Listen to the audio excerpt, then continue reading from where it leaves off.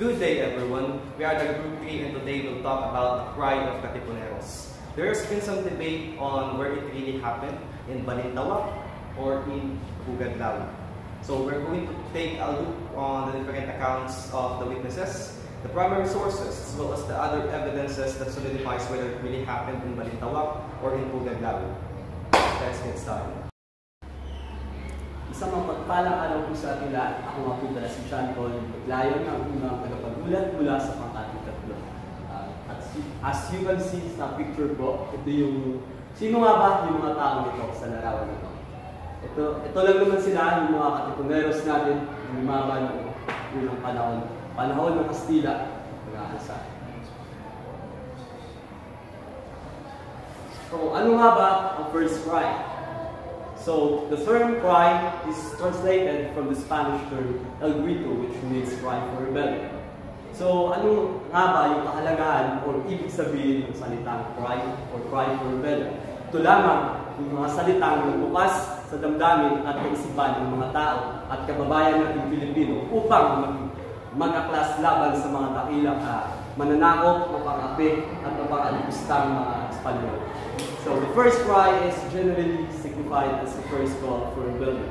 It is marked as the beginning of the Philippine Revolution, seeking independence from Spanish colonial rule with the use of violence and arms. So ito lamang yung simula ng kanilang pag-aaklas laban sa mga Espanyol para tayo makamit natin ang ating kalayaan ngayon. Meron silang ginamit na dahas at madugong labanan. So what are the significant events in the first cry? So kanina, kung yung binasa natin is yung kung ano nga ba yung first cry ngayon, yung significant naman nito.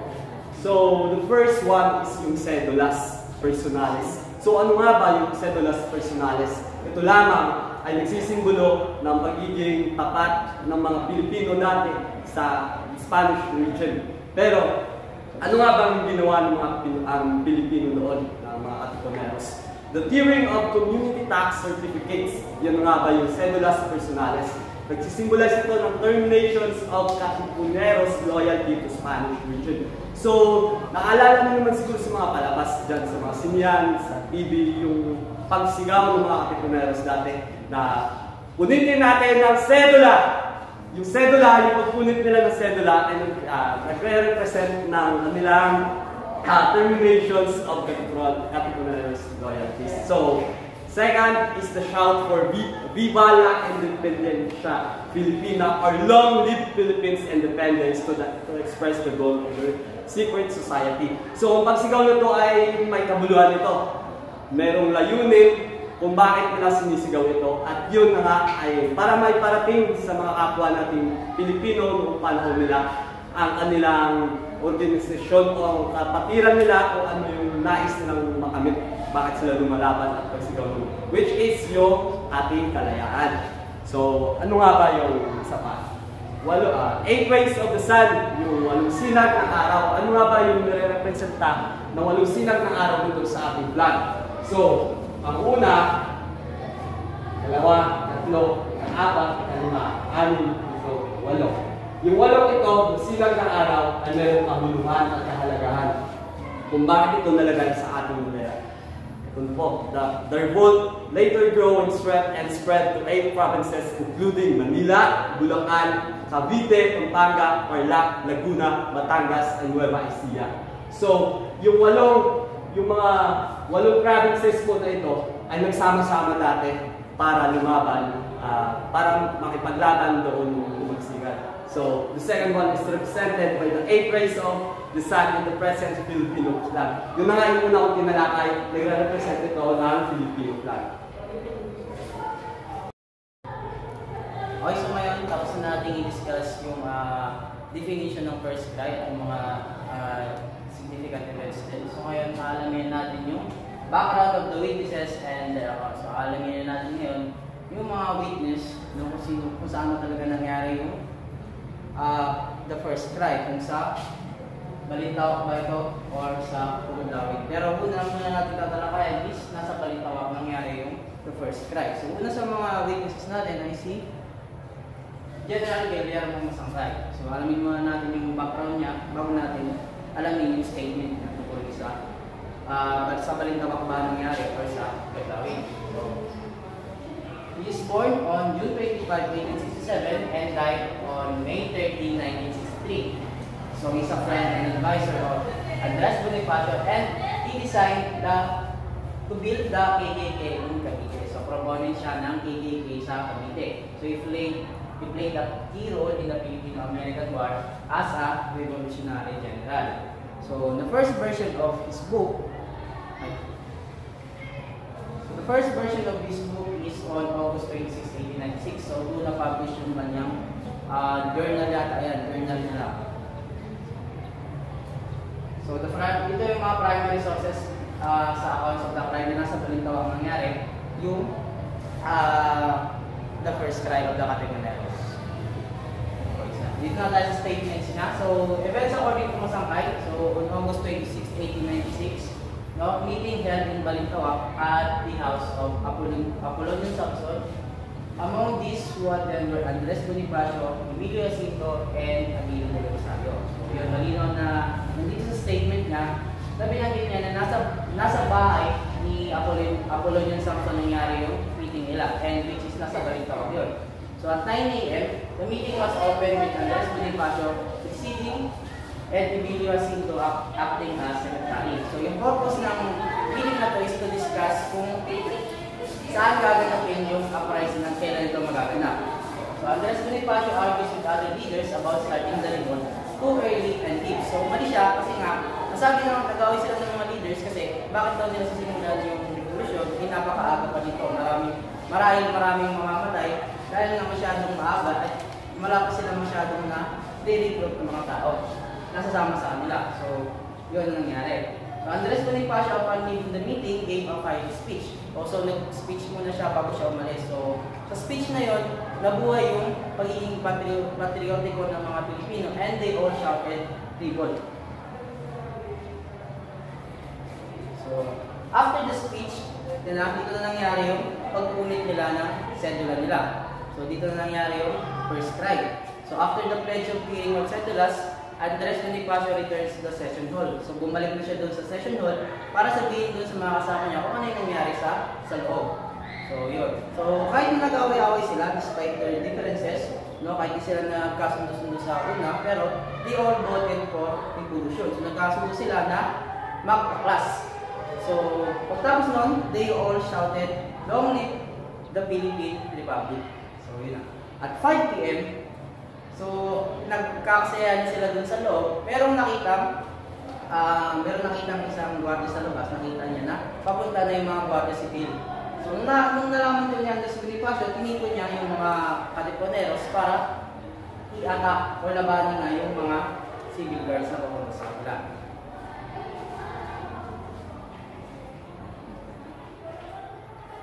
Okay, so ito yung mga primary resources na primary events or mga pinangahawakan natin na ebidensya na kung saan nasa Balintawak talaga nangyari yung the first cry. Kasi yung statement na ito mismo is galing sa isa sa mga general ng Katipunan, which is si General Guillermo Masangkay. So, credible yung sources natin kasi galing siya mismo sa member ng Katipunan. At hindi lang siya basta member, kundi isa siyang general. So, mas credible talaga yung sources natin dito. So, mas mapapatunayan natin and mas Isa pang ebidensya na nagpapatunay sa Balintawak na nangyari ang crime sa Katipuneros ay dahil sa isang labanan na naganap sa isang hanay ng mga Guardia Civil at ating mga Katipuneros na naganap noong August 26. Pero tunay din ito nila Borromeo at Encarnacion. Dahil din nga pinakatayong monumento ng mga Katipunero sa Balintawak. Kung kanina discuss ni Jude kung sino nga ba yung ating unang witness na si General Masangkay na sinasabi niya na nangyari yung unang sigaw or yung unang iyak doon sa Balintawak. Ngayon naman i-discuss ko si Dr. Pio Valenzuela, which is yung ating pangalawang witness na nagsasabi naman na nangyari yung unang sigaw or yung unang iyak doon sa Pugad Lawin. So, sino nga ba si Dr. Pio Valenzuela? So, hindi lang siya normal na membro ng Katipunan, kundi si Dr. Pio Valenzuela ay may ginagawa ng mosyong tungkulin doon sa doon sa Katipunan. So, he is a Filipino physician and revolutionary leader at the age of 23. So, age of 23 pa lang, nandun na siya sa Katipunan. And become one of the officers. So, meron na siyang ginagawa na tungkulin sa Katipunan. So, ganun kahalaga yung statements na pwede masabi niya kung ano nga ba yung nangyari doon sa unang sigaw or yung nag-iyak. So yung version niya is August 23, 1896. So yun yung pinapalagang version. Ito ni Dr. P. Valenzuela. Ito yung mga evidences or events according to Valenzuela. Ano nga ba yung sinasabi niya or ano nga ba yung pinakatotohanan niya noong nangyari. So the first of refuge of Andres Bonifacio, Emilio Jacinto, Procopio Bonifacio, Teodoro Plata, Abuelo de Rosario, and myself was at Balintawak. So sinasabi niya na yung anim sila nauna doon sa Balintawak. The first time arriving there on August 19 and I on August 20, 1896. So sinasabi ni P. Valenzuela na pumunta sila, o totoo na pumunta sila sa Balintawak, pero noong August 19 and August 20. So second, the first place where some 500 members of the Katipunan met on August 22, 1896. Sinasabi niya na 500 members pa lang ng Katipunan yung pumunta doon sa Balintawak. And alam naman natin na napakadami ng membro nito ang ating Katipunan.